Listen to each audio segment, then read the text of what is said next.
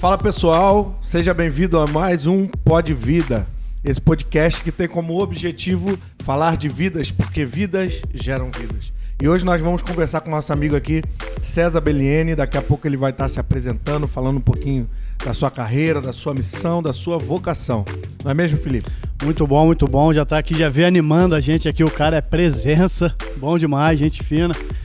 Quero fazer para vocês umas apresentaçõezinhas. Primeiro a nossa patrocinadora Melhor Grão, que está sempre nos apoiando aqui, com um café maravilhoso, biscoitinho de canela aqui, que não dá vontade de parar de comer, pão de queijo, água. Você que quer vir aqui, pode vir de segunda a sexta. É um anexo do Nova América, Shopping Nova América, tem um anexo, um office. Só você vir aqui, Melhor Grão.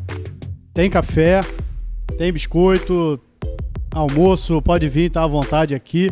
E quem vem pra cá e assiste o Pod Vida tem 10% de desconto, mano. O negócio aqui é bom. Tem um cupomzinho. Aqui, é só falar que veio aqui no dia que o Cezinha tava aqui. Aí tu vai ganhar 10% de desconto. Temos também nosso patrocinador, a G2 Publicidade, uma empresa de envelopamento, que também tá dando 10%. Você que tem aí geladeira que não tá muito legal, tá amarelinha, quer mudar, quer customizar, botar diferente, móveis também, customizar o móvel. Pode ir lá no Instagram, direto da G2 Publicidade, @G2 Publicidade. Cupom também vai estar na descrição do vídeo aqui. Você pode procurar e aí tem 10% de desconto para você também. Só falar que assistiu o Pod Vida com o Cezinha. Essa é a senha. Vamos lá, Cezinha, tá contigo. Se apresenta aí pra galera, irmão.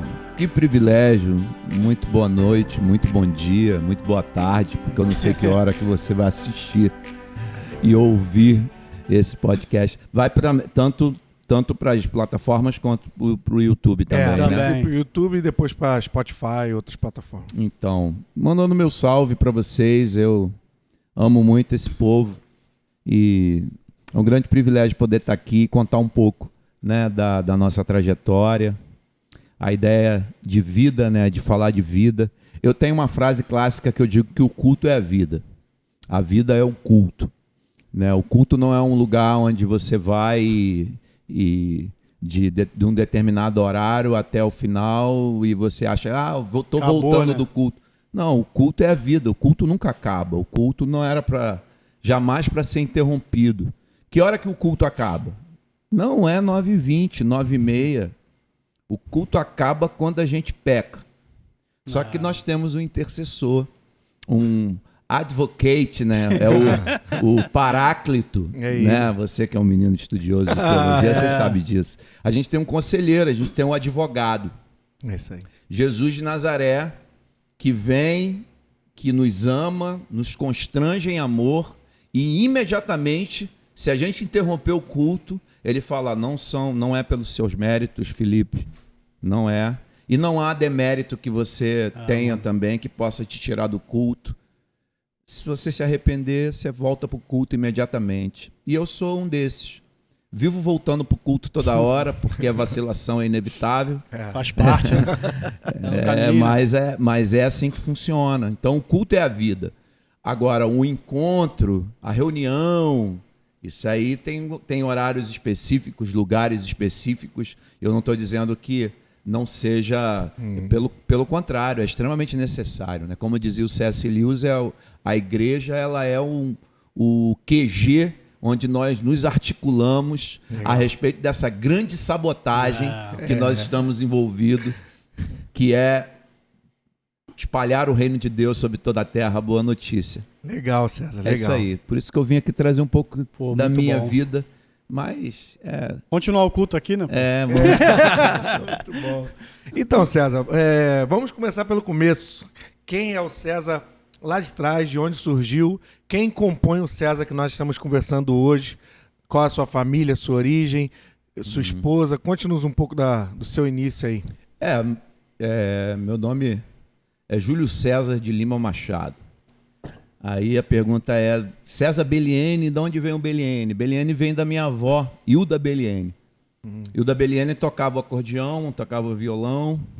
E só que a minha avó, ela teve já ali no final da vida dela, ela, naquele período, o tratamento de doenças psicológicas era muito pesado, não tinha aquela coisa específica. Então a minha avó tomava uns medicamentos muito... Hoje em dia você tem a dosagem certa, né? Sim. Mas naquela época ela 8 ou 80. E ela ficou muito... Isso mexeu muito na saúde dela. E eu sempre ouvia dizer que ela tocava.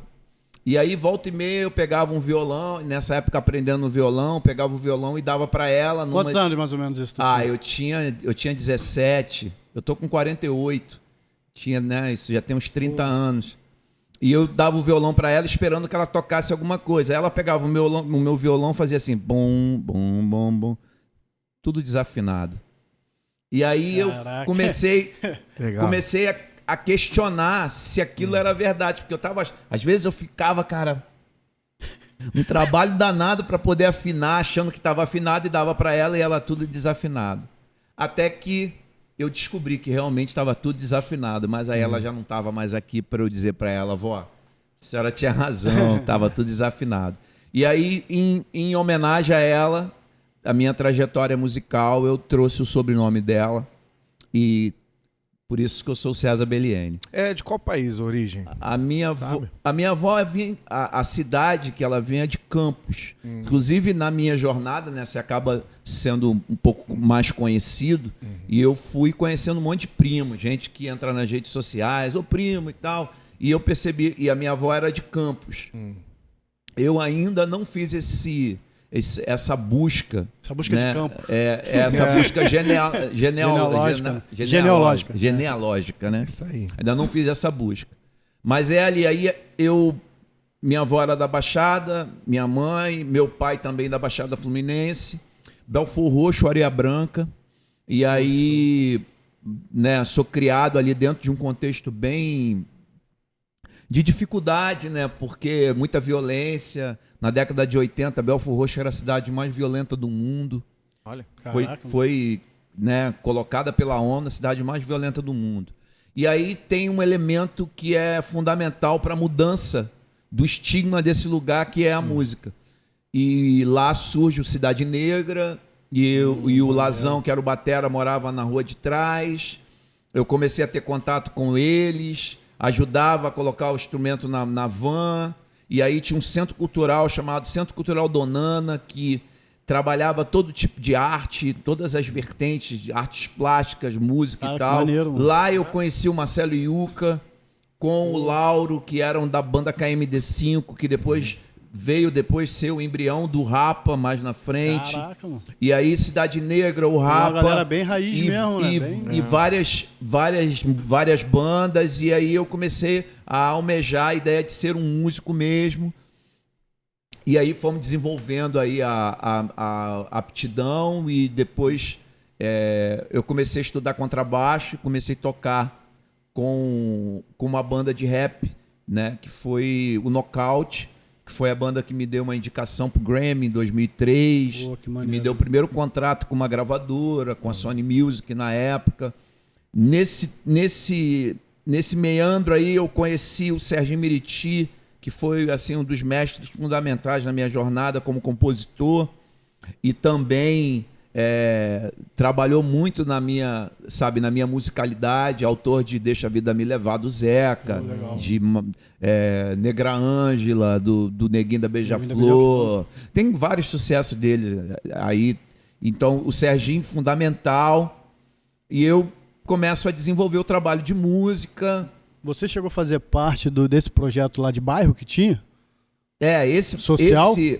Esse projeto, o Centro Cultural Donana, Centro Cultural, né? era um epicentro e eles faziam uns bailes. Lá nesse lugar foi a primeira vez que eu vi alguém tocar ao vivo. Caraca, porque até então a gente não tinha grana para ir num show, né? Olha. E eu, assim, fui criado dentro de um contexto da Terceira Igreja Batista de Areia Branca, mas eu me afastei. Quando eu fui pro lado da música, eu me afastei da igreja. Frequentava a igreja, mas eu não me lembro. Ainda era aquela onda do órgão, do piano. Ainda não tinha bateria. Era pecado tocar bateria, né? Pecado. Uma loucura. E eu não tinha muito assim, não tinha muito entendimento. Eu ia porque minha mãe, né? Minha mãe frequentava a igreja da vovó Hilda, e tinha a vovó Maria também, que era as duas irmãs, e eu frequentava essa igreja. Meu pai não era desse contexto, meu pai já era, a pegada da família do meu pai já era uma pegada mais kardecista. E só que aí eu comecei a me envolver com música e fui para me afastei do contexto de igreja. E fiquei 12 anos afastado. 12 anos tocando, e aí comecei a fazer show, comecei a ganhar uma grana. Maneiro. Comecei a desenvolver mesmo a parte da música e com muito pouco tempo eu já estava tocando profissionalmente. Eu descobri que eu tinha uma aptidão para o instrumento e comecei a tocar e tal, até que, para dar uma encurtada, porque depois isso aí vai virar outro livro, mas em 2002 eu já estava num projeto chamado Eletro Samba, tinha recebido a indicação para o Grammy, fui para Los Angeles, fui lá para cerimônia, mano. E, cara, mó barato, assim, a música, eu ficava imaginando aquele moleque que tava outro dia dentro de uma realidade totalmente, né, adversa. Passa o filme, né, agora, cara? Lá em Hollywood, eu fui para Los Angeles, eu fiquei na Sunset Boulevard, que é ali a rua e o teatro era o teatro do Oscar. A gente colocou o smoking, aquela onda toda, tapete vermelho. Eu estava contando agora, né, nos amigos ali do podcast do Milô, esse dia, né, porque eu entrei no tapete vermelho e eu fiquei imaginando assim, caramba, ninguém conhece a gente. O que eu preciso fazer para poder, né, para a galera chamar atenção, quem né, são esses caras? E aí eu falei assim, pô, vou mandar a minha andada hip hop, né? Você fazer ali pra Faz aí, anda aí pra câmera. Assim, calma aí, vai lá. Puxa aqui. Calma aí que ele vai ajeitar. Calma aí, ele vai ajeitar a câmera aqui. Pegou? Calma aí, agora vai. Cheguei no tapete vermelho, paravam as limusines. Assim, a gente não tava com limusine, a gente veio pela lateral, entrou na frente do tapete vermelho, pá, virei pra galera, falei, galera, me segue. Quando eu dei os 3 primeiros passos, fez funcionou, né? Vem! Tá dando certo. Botou uma pedra no tênis, né? O meu pai, cara, seu Arino, ele metalúrgico, né? E eu, durante um tempo, eu quis ser metalúrgico. Queria ser igual ao papai, né? Papai era serralheiro.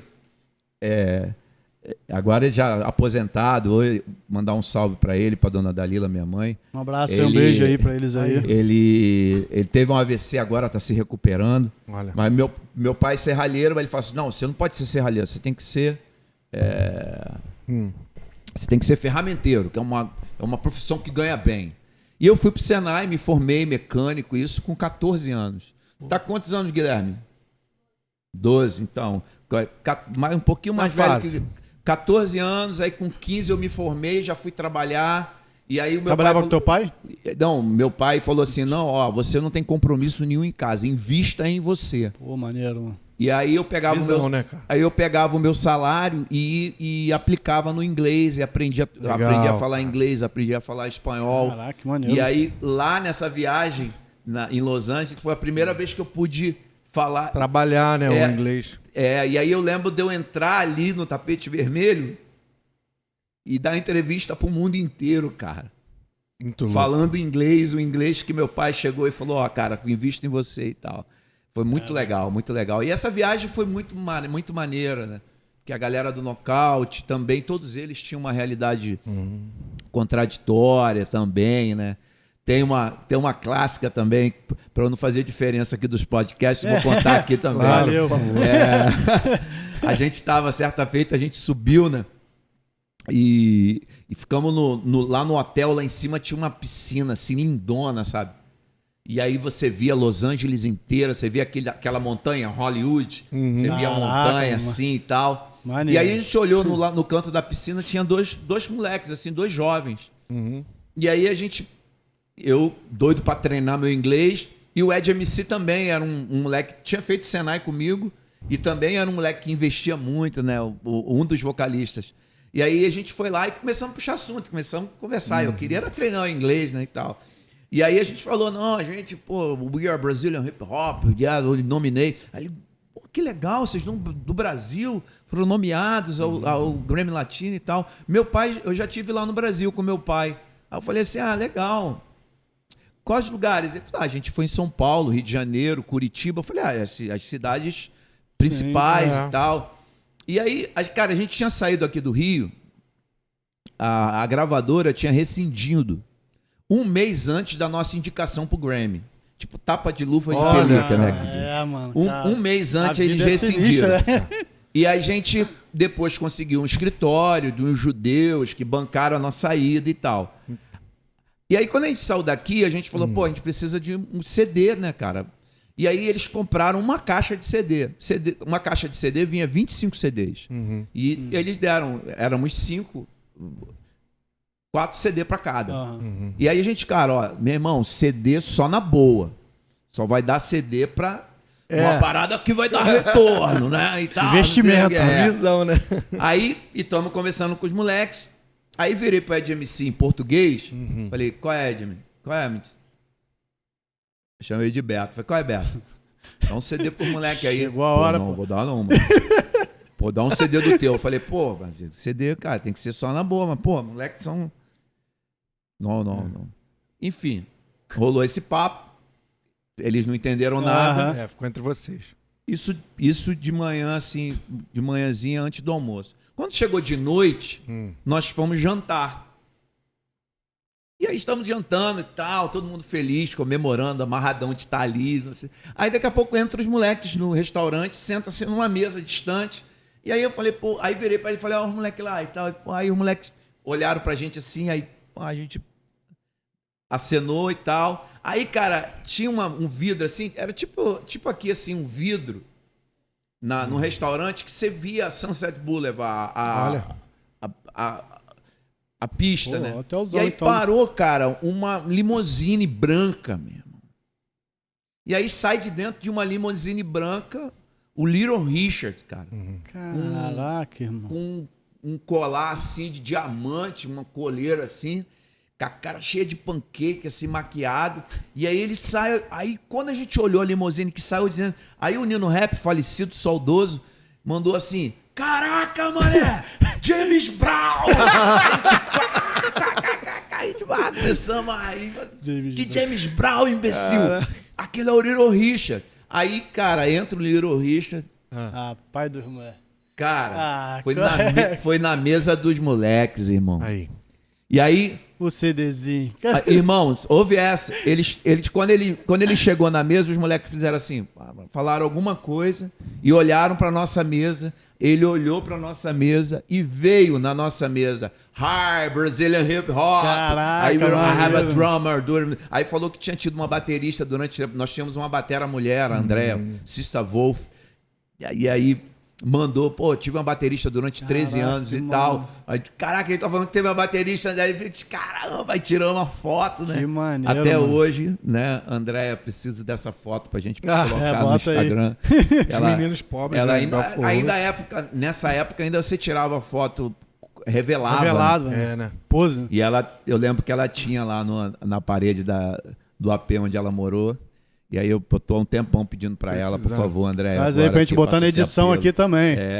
César, e como é que se dá a virada? Tu falou que tava afastado, né, da igreja. E aí você vive todas essas emoções. Nesse dia, nesse período em Los Angeles, eu tinha tido uma epifania. E aí, como é que foi isso? Eu tinha tido epifania e já tava lá, já fui pra lá, já era crente. Já era crente. E tinha tido epifania... Porque era 2002 para 2003. A indicação foi para o Grammy em 2003. Em 2002 eu tive uma... O senhor falou comigo de forma específica. Olha aí. De um jeito que só eu entenderia. E isso ele faz com muita gente, né?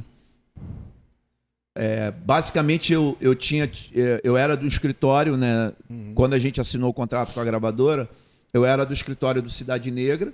Cidade Negra tinha sido o intercessor, né, o Bino, tinha falado com o diretor da Sony, eles foram assistir o show dessa banda de rap e nos contratou. E aí, nessa época, eles indicaram a gente para o escritório, para a empresária, que era do Cidade Negra, do Lulu Santos e do Gabriel Pensador, e entrou o Nocaute.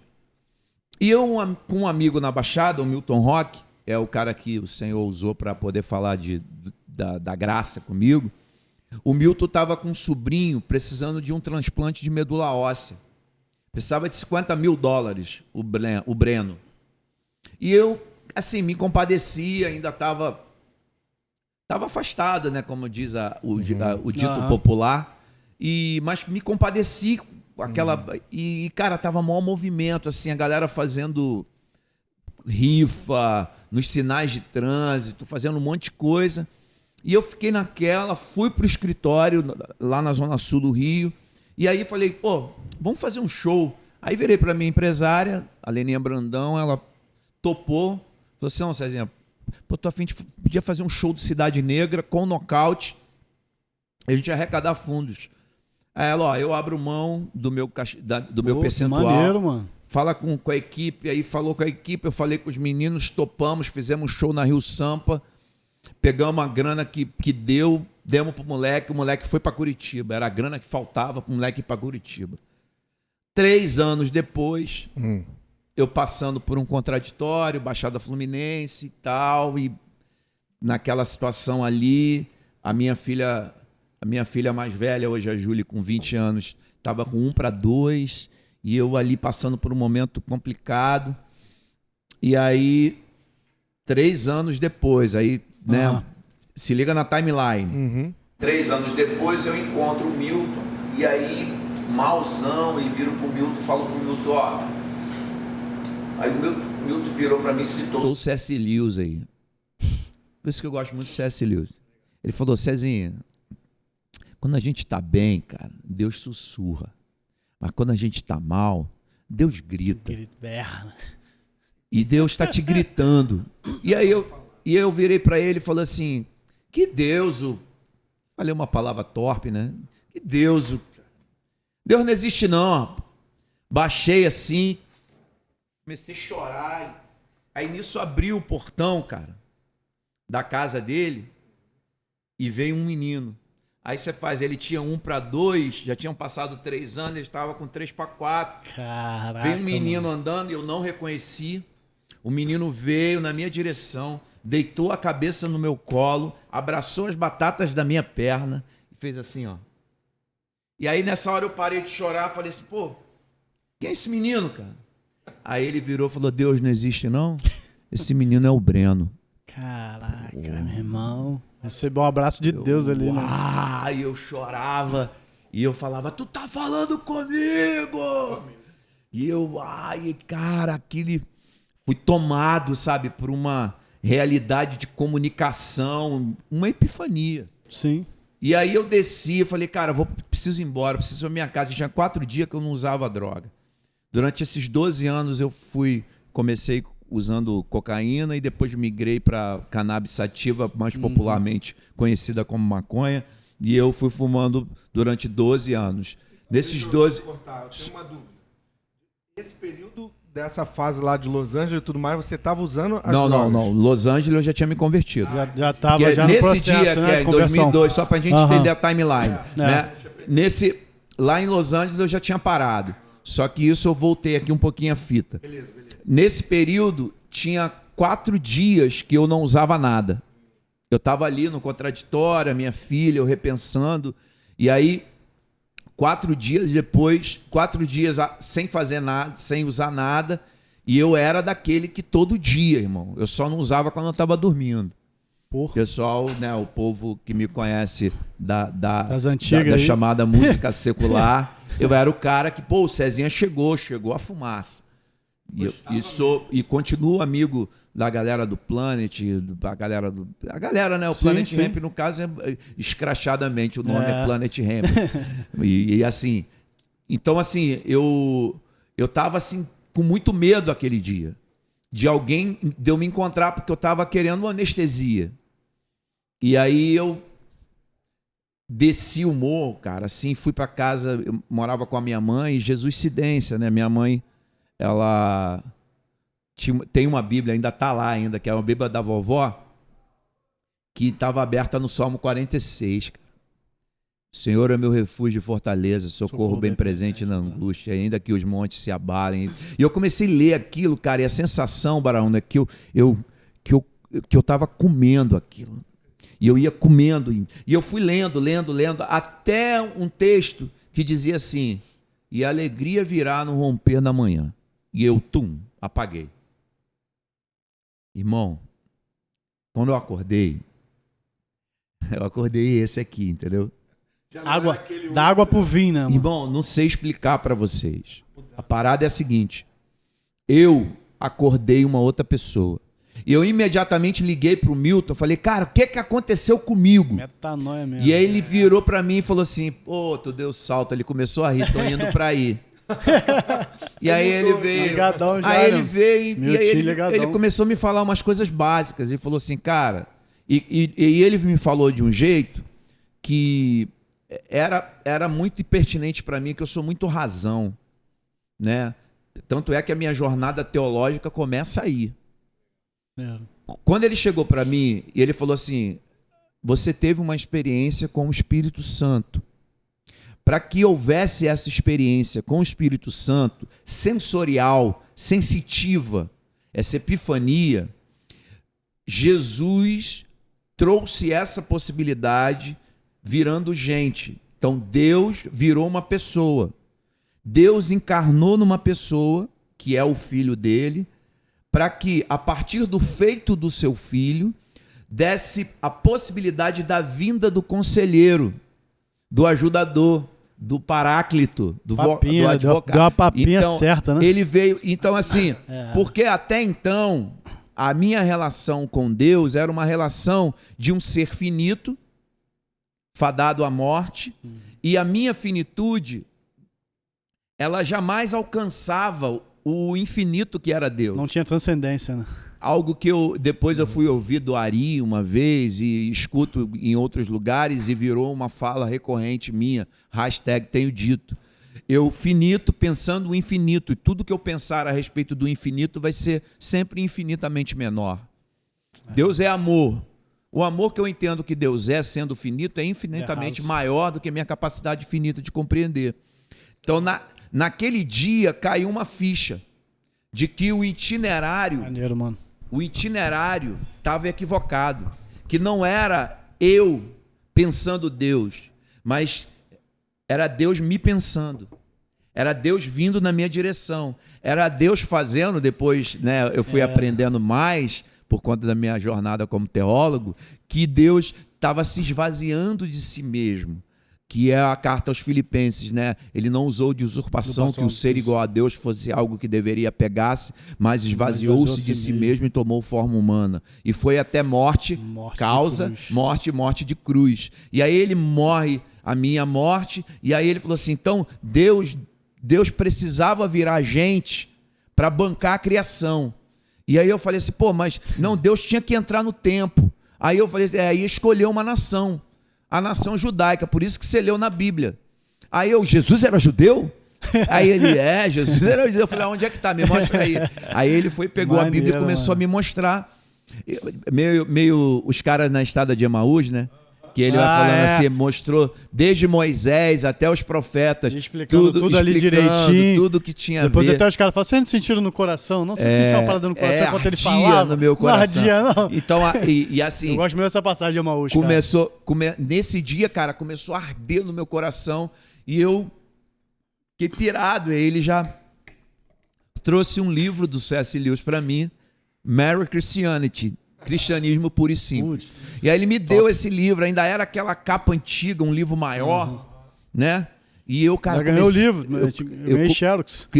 Eu comecei a ler aquele livro, ler e ler Bíblia. Ler e ler Bíblia, e aí o livro me levava para outros autores, eu ia buscar outros autores, e eu fui fazendo uma teia de outros autores. Então aí cheguei no Yancey, cheguei no Brennan Manning, no G.K. Chesterton, no Agostinho, e fui fazendo fui trilhando. E aí encontrando com ele, falando e tentando, bebendo, até que ele falou assim, cara, não tenho mais o que te falar. Eu vou te levar no cara que me ensinou. E aí eu fui pro pastor Walter Júnior. Ah, tá, legal. Fui pro pastor Walter Júnior, que hoje pastoreia lá em Bangu, na Rio da Prata. Tá aí. Nessa época o pastor Walter Júnior estava fazendo um estudo nos fundos da minha casa, na terceira igreja batista onde eu estava, Ele era onde de eu lá tinha também? sido criado. Olha, e aí ele me levou, cara, o Walter tá aqui. Ah. Vou te levar para conhecer o Walter. E eu era um pouco excêntrico. Eu acho que eu ainda sou um pouco excêntrico. Mas nessa época eu tava cheio de piercing, né?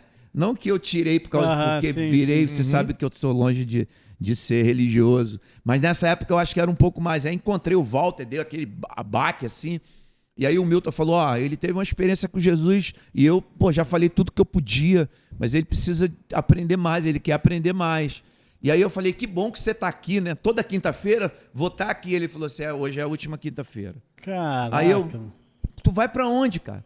Vou pastorear uma igreja lá em Guapimirim, no pé da Serra de Teresópolis. Aí eu falei, beleza, segunda-feira, 2h, pode ser? Você vai? Eu falei, claro.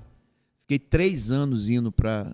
Com o Walter lá. Com o Walter. Aí o Walter ia para o quadro, teologia maneiro, sistemática, atributos de Deus e blá. Fiquei 3 anos fazendo um seminário que eu chamo de seminário empírico.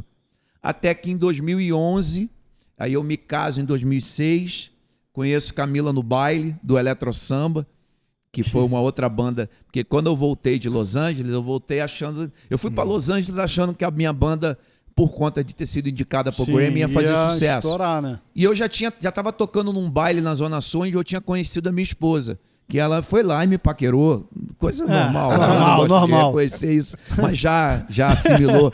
Foi lá, e aí o Eletro Samba era um encontro, era o DJ do Rapa, o Ainda bem que ela não tá aqui Negralha. pra contar a verdade pra gente, É, né? né? Pra tu não mas ficar ela sem sabe, graça. A gente faz uma edição e Já coloca depois ela você falando. Já é uma coisa que ela é reconhecida.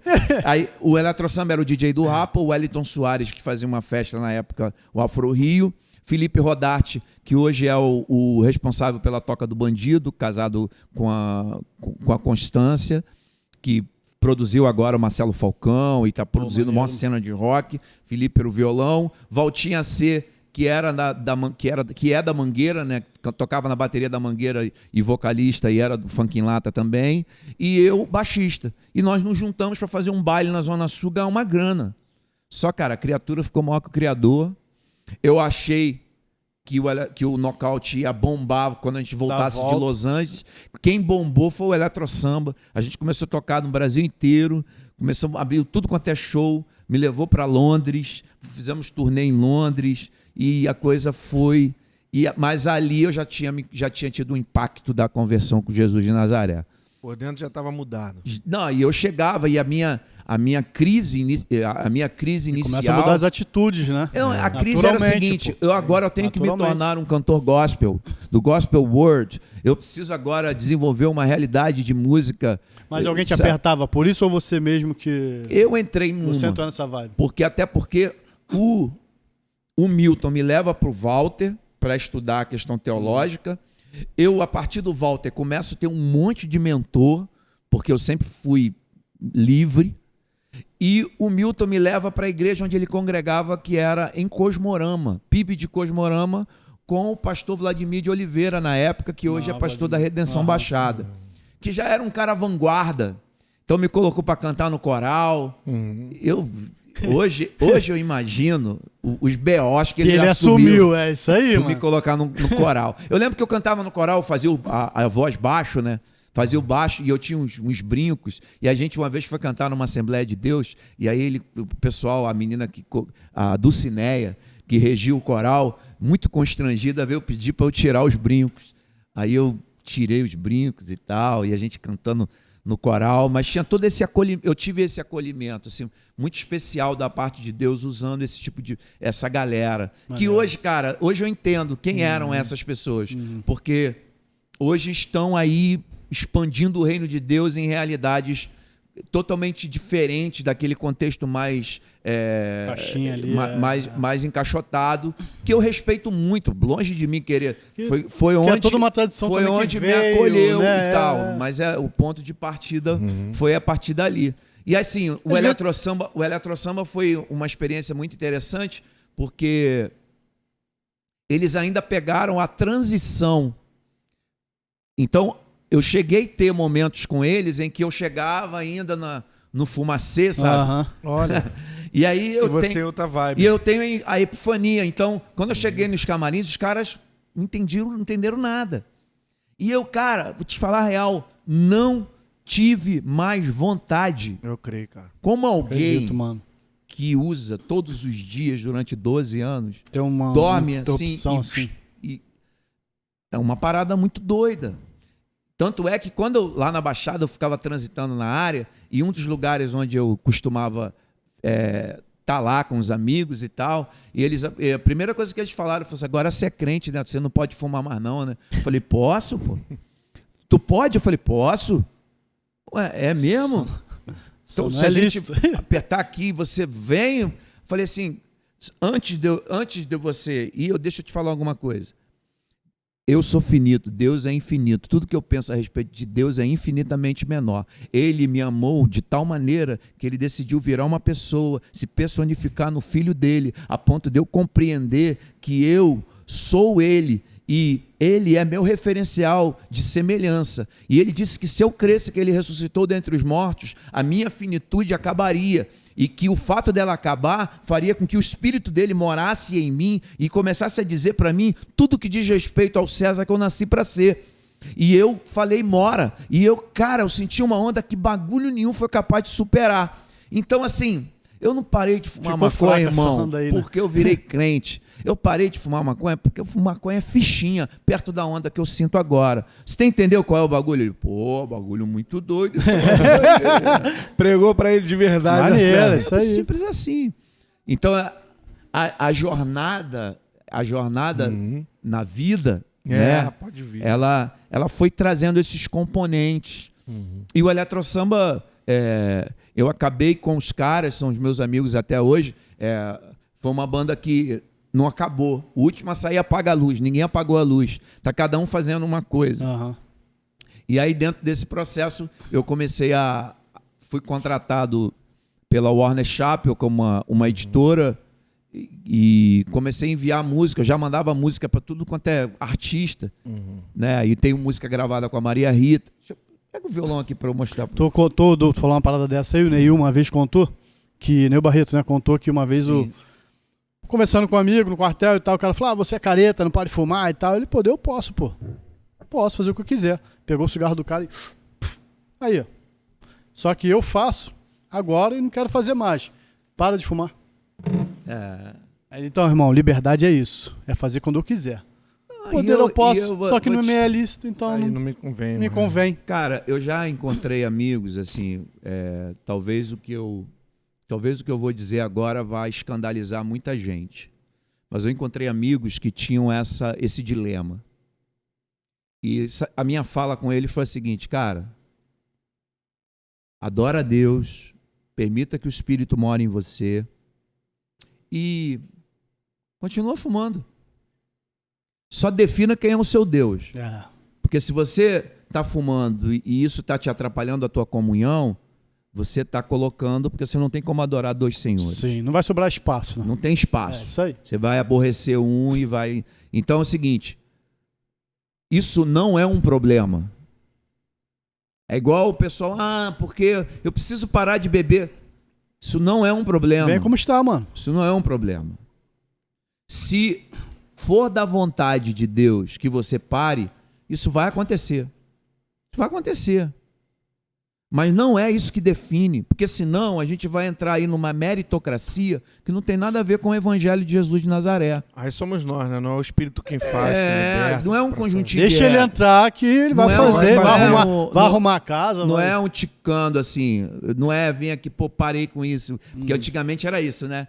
Parei de beber, parei de fumar, virei crente. Testemunho, né? Testemunho era só isso, né? Parar de beber, parar de fumar. Mas aí continuava agredindo, continuava verbalmente fazendo mal aos outros. Né?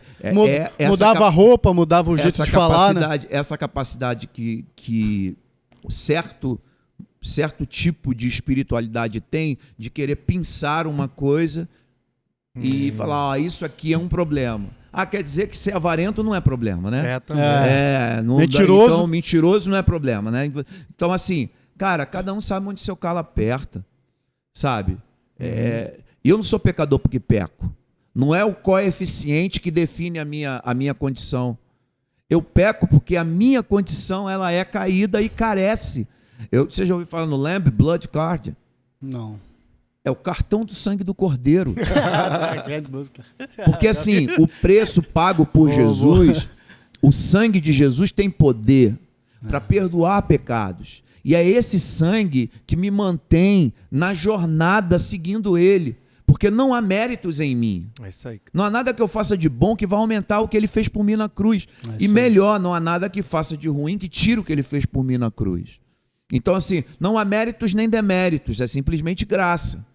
Então, eu preciso entender que esse crédito do Lamb Blood Card, que diferente de uma outra tarja aí de cartão, bandeira de outra bandeira, né, que não está patrocinando você, né, diferente, ele não dá vir, só, pode vir no não é só ilimitado, não é só ilimitado por futuro, ele é ilimitado por passado, ele é ilimitado por presente e ele é limitado para o futuro. Então, assim, esse preço pago por Jesus, esse crédito, é para que ele precifica para poder dar valor e não virar mais preço, né? Exatamente. E aí eu faço uso desse crédito para eu me tornar o César que ele me chama para ser.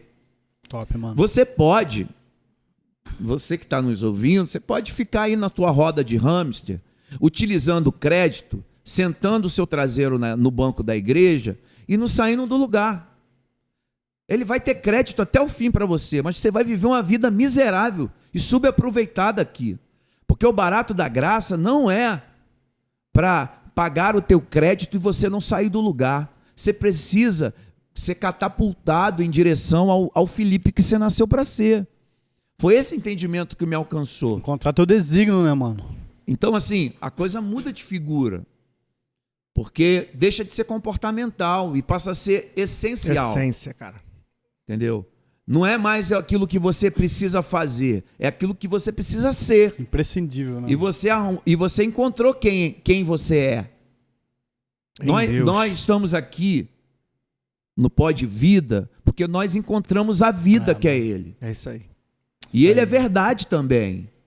Agora, Ele é caminho. E, cara, o meu caminho é diferente do teu caminho. É diferente do caminho do Davidson. Então, cada caminho sugere desacelerações, maturações. E, cara, tudo é Jesus. Ele é o caminho. Amém, cara. Sabe qual é Tudo o grilo? ele. Cara, são muitas verdades.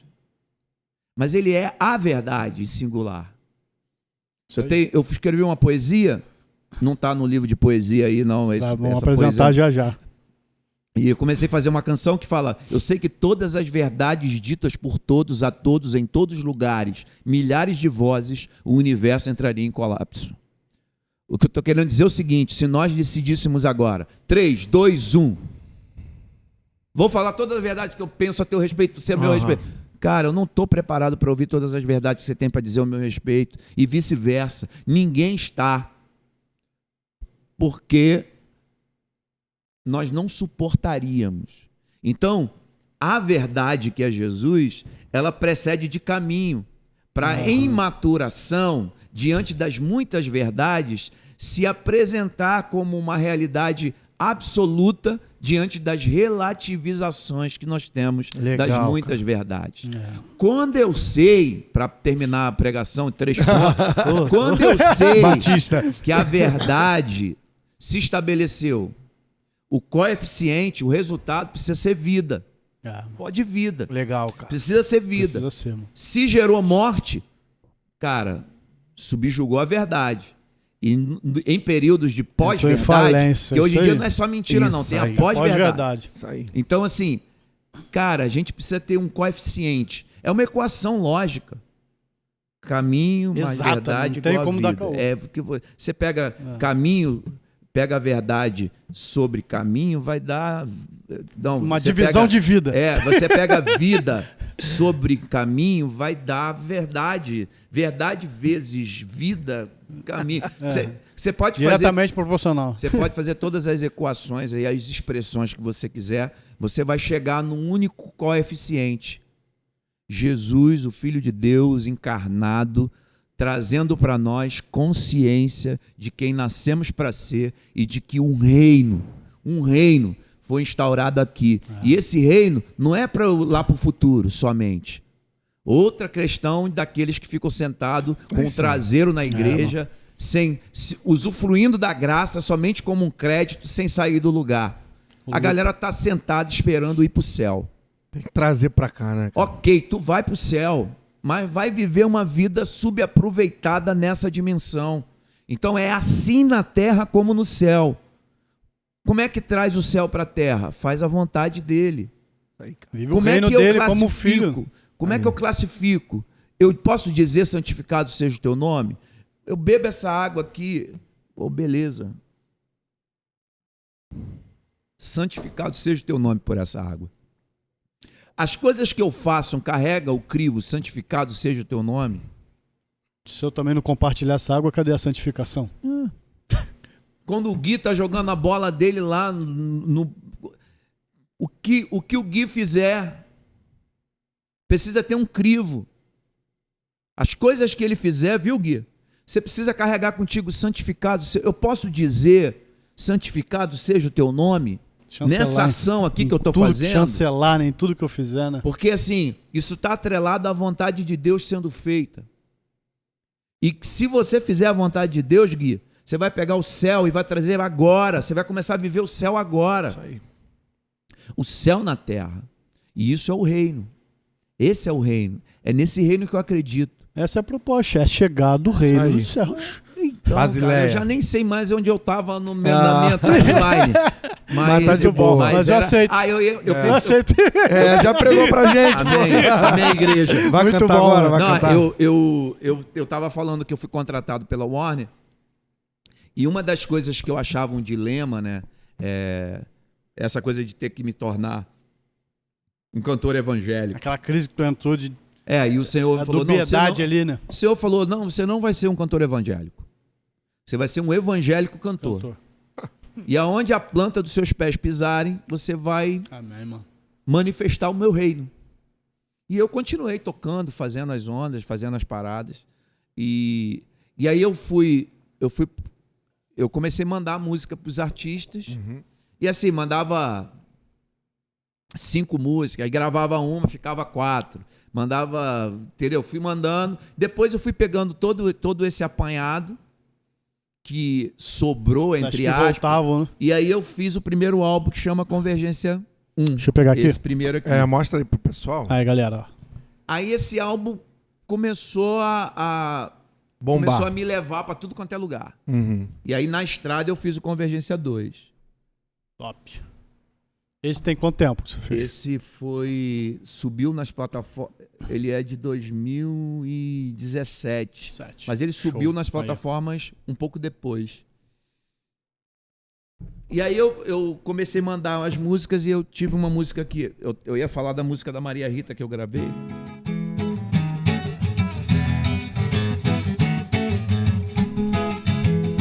Como é que tá aí? Crescendo fui ganhando espaço, pulou do meu braço. Nasceu outro dia, já quer ir pro chão. Já fala mãe, já fala pai, já não suja na cama, não quer mais chupeta, já come feijão. E posso até ver os meus traços nos primeiros passos. Tropeça, segura e não deixo cair. Se quer levanta, continua a porta da rua fechada, a criança não deixa sair. Da linha.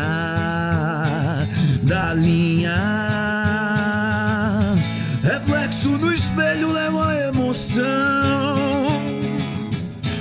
A lágrima ameaça do olho cair. Semente fecundou, já começa a existir. É criatura e criador. Cuida de quem me cuidou. Pega na minha mão e guia. É criatura e criador. Cuida de quem me cuidou. Pega na minha mão e guia. Aí tem uma rima assim: não bote o dedo na tomada, tira o dedo do nariz. Como é que é nisso que se diz? Dá licença, obrigada, de nada, por favor.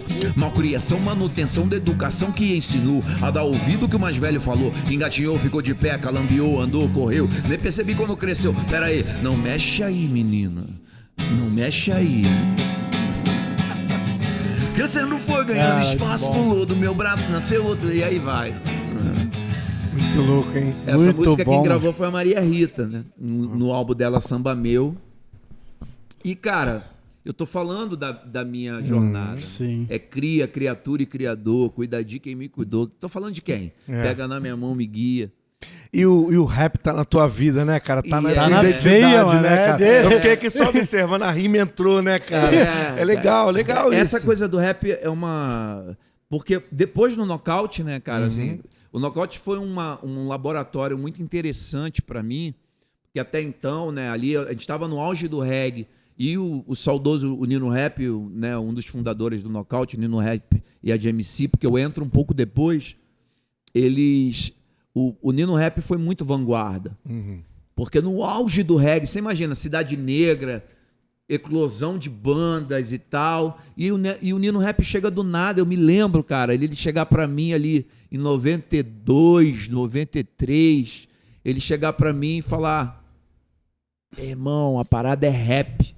Falei, que rap? Tu tá doido? D2 é dessa época, mais ou menos. D2? D2 também, a galera que aí o Planet Rap surge ali. Os encontros aconteciam no Circo Voador ali. Sim.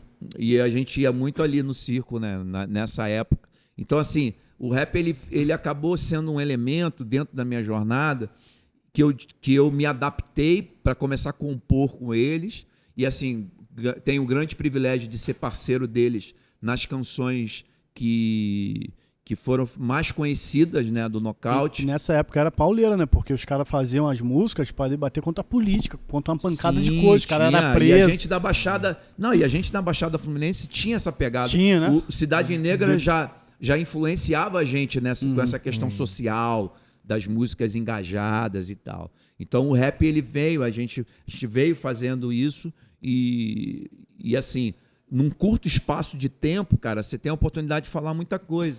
E eu já deu para perceber que eu falo pra caramba. Não, mas tá sendo Eu muito já bom, tenho, tá doido? Eu tenho sempre muito o que falar, né? E aí acaba sendo... Eu lancei agora... A gente lançou eu tenho 2 músicas agora que lancei nas plataformas digitais. Lancei um EP depois desse período. Isso aí é porque eu sou uma pessoa, um tiozinho já, Tiozão. né? Quem tem CD já é tiozinho, né? Já se data. Mas tá migrando pro... Mas já tem já nas tá na plataformas. plataforma Nas já, plataformas digitais eu fiz o EP, o Live Session, que foi gravado lá no estúdio do Amauri, produzido pelo Amauri Muniz, e as imagens com o Chico Molina, lá no estúdio da Vineyard Music, que é o Mr. Hack Studio. Maneiro. E aí lá eles... a gente começou a fazer parcerias e tal. Eu fiz um collab com ele, que eu acabei... O meu último lançamento agora nas plataformas chama De Nada Valerá. É uma faixa que... É uma música minha que a Sound Music, que é um ministério, que é uma perna, é um tentáculo da comunidade Vida e Paz, que acolhe dependente químico em Bauru. Legal. Então eles têm... em São Paulo. E o Chico é o pastor dessa comunidade. Legal. E é o cara que é ele faz a parte social desse centro de recuperação. Eu já fui lá falar várias vezes e tal. Que legal. E aí eu mandei, eles estavam para gravar um material, eu mandei algumas músicas e ele decidiu gravar uma música minha que chama De Nada Valerá. Legal. E aí eu já tava, falei assim, cara, toda música eu faço um rap, então essa eu não vou botar rap não. Aí mandei a música pra ele e falou, cara, muito legal, Cezinha, vamos gravar essa música tem tudo a ver e tal. Ela tem um papo, se você quiser depois eu até mostro pra vocês. Bora. E aí ela tem um papo legal, aí ele falou assim, pô, beleza, só tá faltando um rap. Essa não teve. É a tua marca, Aí, cara. olha que louco, né? Aí... E eu já gravei o Quebrantado, que tem um rap, né? Aquele rap do Quebrantado que já virou uma, né? Acabou. Agora tem ele feito, produzido pelo DJ Rock, muito bem produzido. O material também está em todas as plataformas. E eu falei, caramba, e agora? Aí fui para Bauru de carro, peguei a minha filha, a Júlia, minha filha mais velha, falei, pô, vamos comigo, Júlia, vamos embora. Fui compondo o rap. Porque daqui do Rio até Bauru dá umas 10 horas de viagem. Eu fui compondo o rap no caminho até lá. E aí cheguei lá e gravei ao vivo e gravei. Que tem aqui. Maneiro. Zé. O papo é assim, ó. Não se pode andar nas trevas e não ser luz, ser chamado sal da terra e não dar sabor. Em rumores de guerra não prega paz, seu testemunho te espera, não cale a voz. Não se pode andar nas trevas e não ser luz, ser chamado sal da terra e não dar sabor. Em rumores de guerra não prega paz, seu testemunho te espera, não cale a voz. Se meu conhecimento não torna conhecido aquele que um dia a mim se revelou, se os meus pensamentos não forem redimidos e essa consciência não propagar o amor, de nada valerá, pra nada valerá. Bem-aventurados, mas não se aventuram de ver manifestado na graça e na candura. Somos justificados, a nova criatura. O amor tá consumado, sem ser comunicado. De nada valerá, pra nada valerá. Céu na terra, tua vontade. Legal,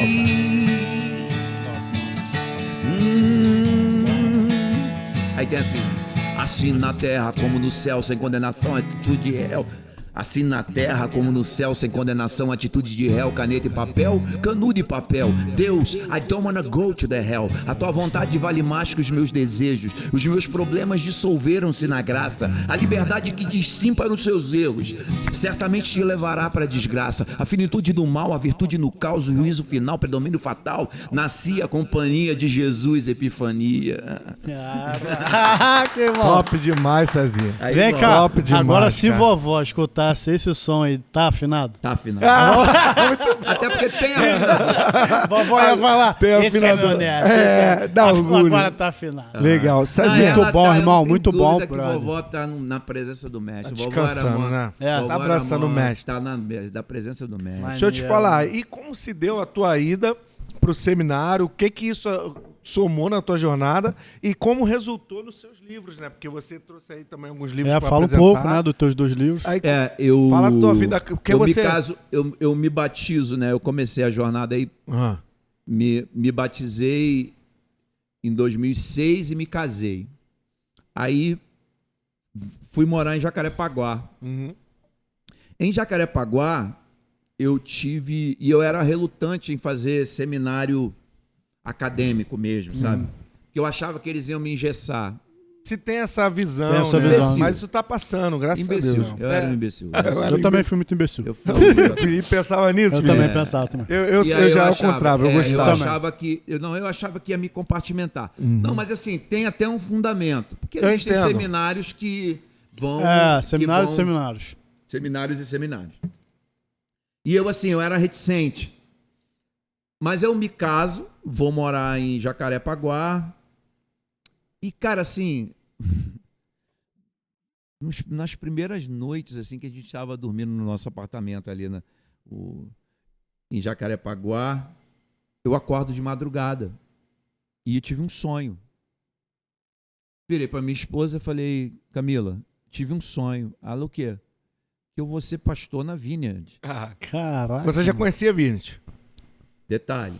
Primeiro gabinete com o Vladimir, Aham. quando o Milton me leva para Lá- Cosmorama, Aham. ele abriu a gavetinha da escrivania, tirou um CD, falou, nós aqui, nós somos aqui, o nosso ministério de louvor, ele falou que você é músico, né? São esses caras aqui. Aí empurrou um CD da Vineyard para mim.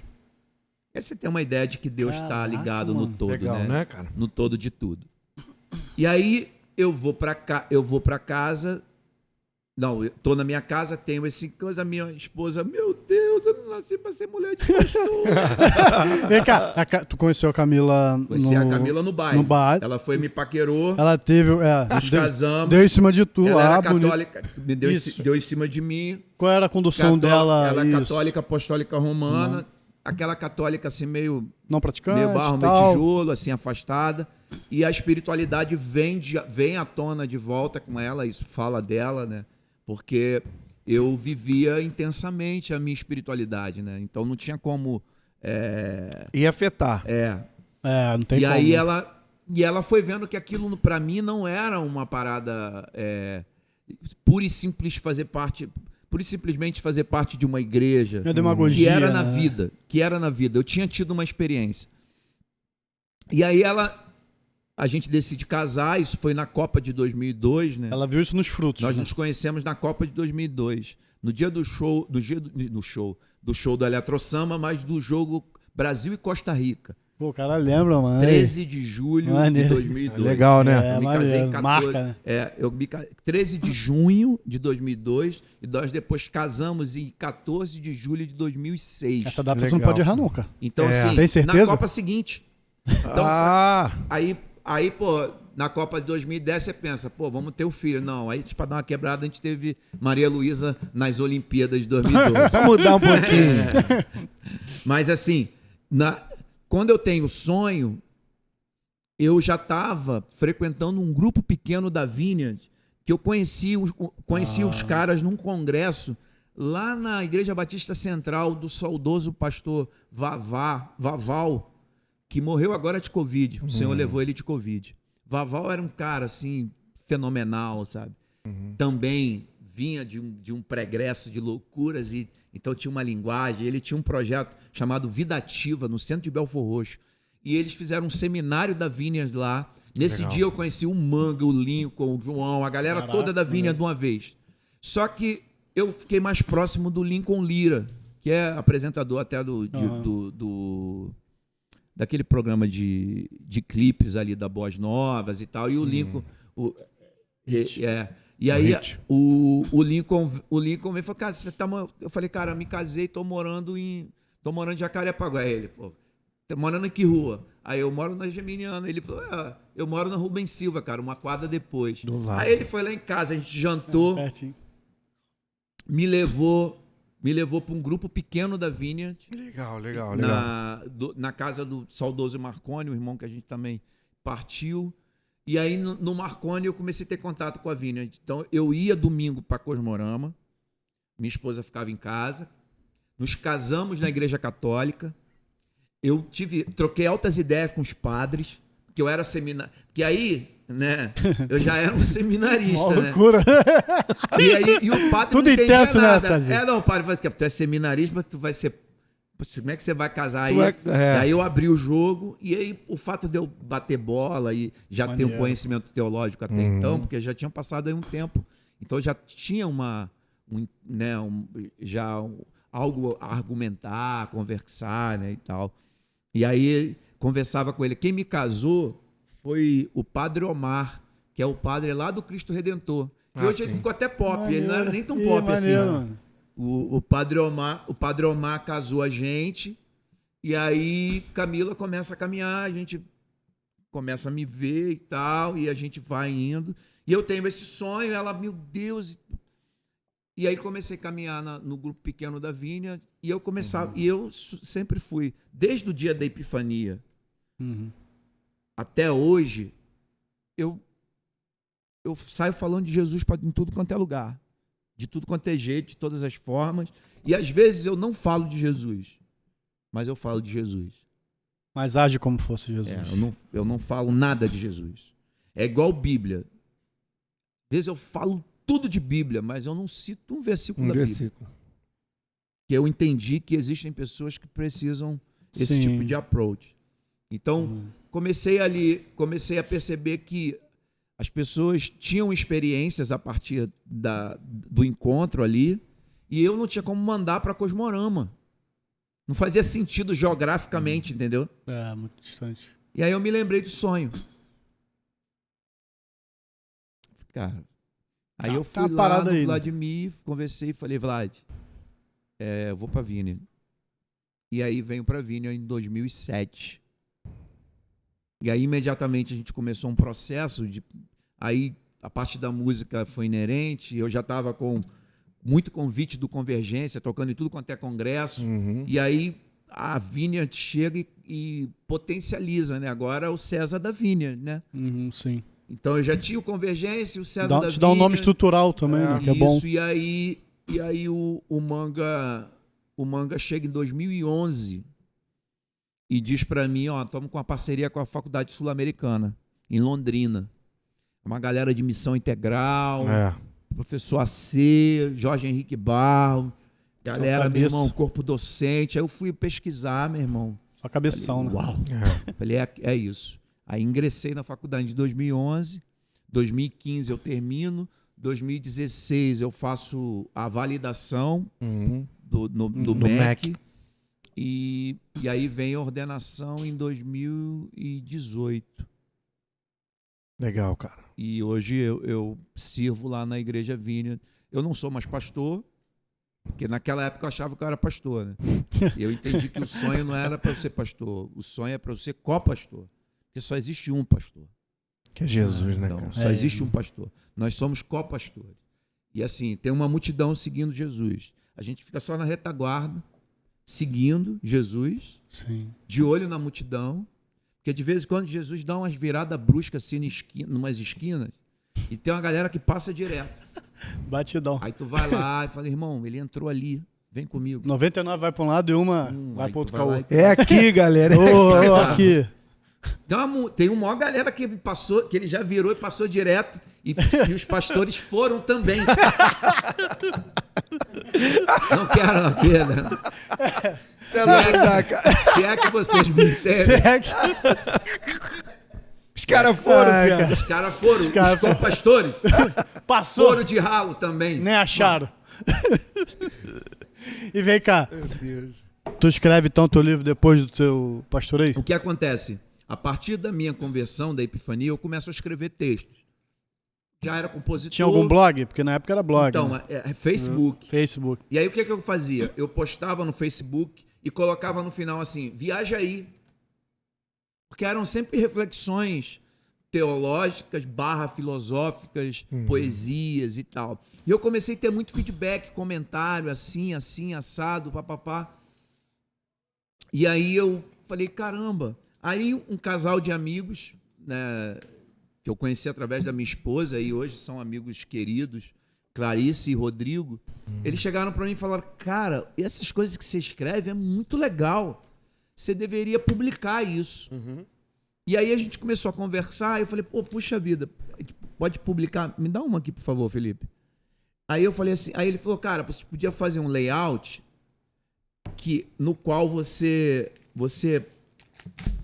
ele seria, e aí a editora lá da minha faculdade, quando eu terminei a faculdade, eu não tinha ainda por onde lançar o livro. E aí o pastor Eduardo Pericier falou assim, cara, isso é um manual interativo de espiritualidade. Então a ideia é que você leia o texto,